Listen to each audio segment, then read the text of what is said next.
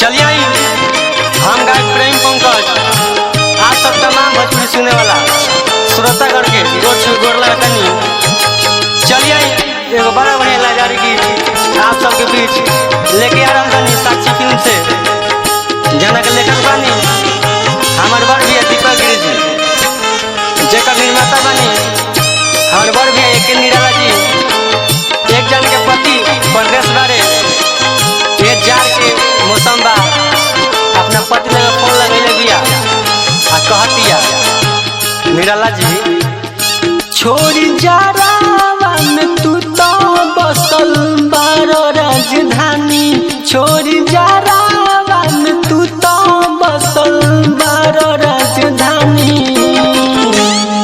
आवय बलमुआ कठुआत बाजारानी।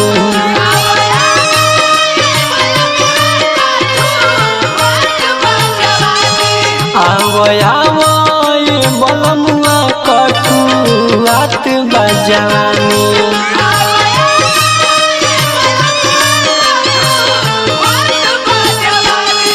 छोड़ी जारावा में तू तो बसल बारो राजधानी। छोड़ी जारावा में तू तो बसल बारो राजधानी। आवय बलमुआ कठुआत बाजारानी।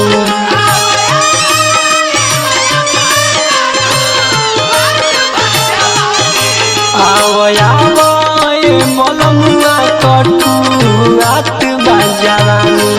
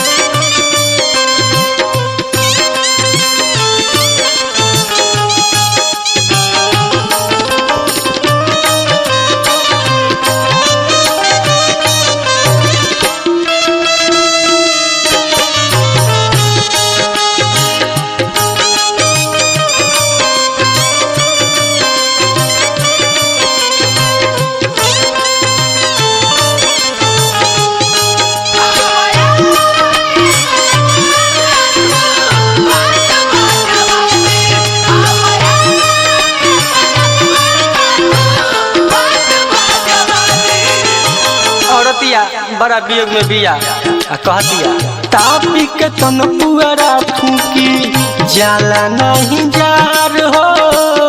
करे न जाई काम सुनए भातार हो।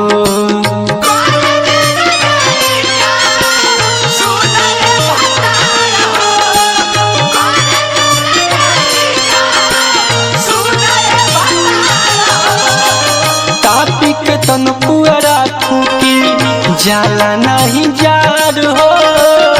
करे ना जाई काम सुनए भातार हो। अरे गोइठा के आगे जरा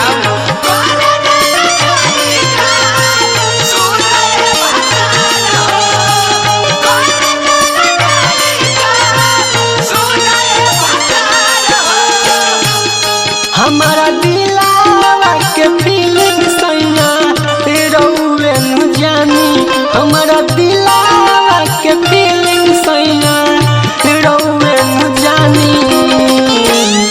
आवय बलमुआ कठुआत बाजारानी।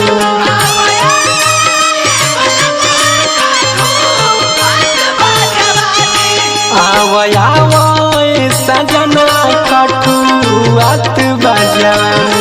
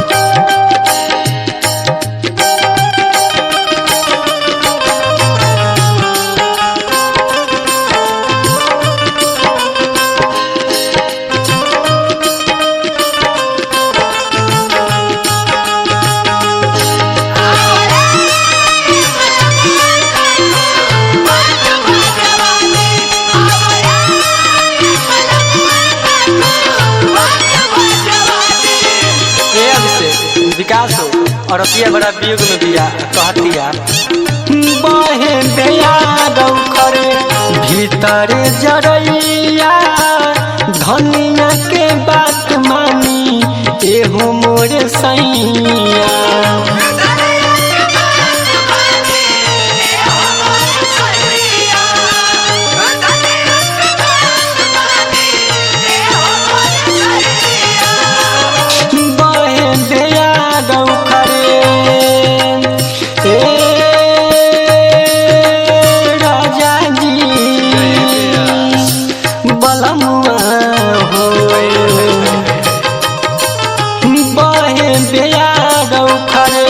भीतरे जरैया मेहरी के बात मानी एहो मोरे सैया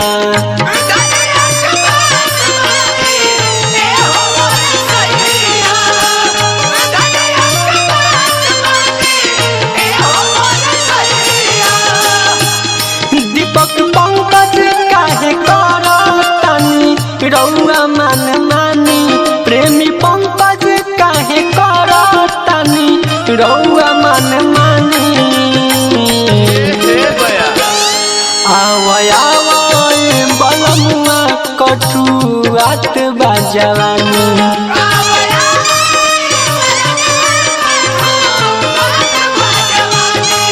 आवय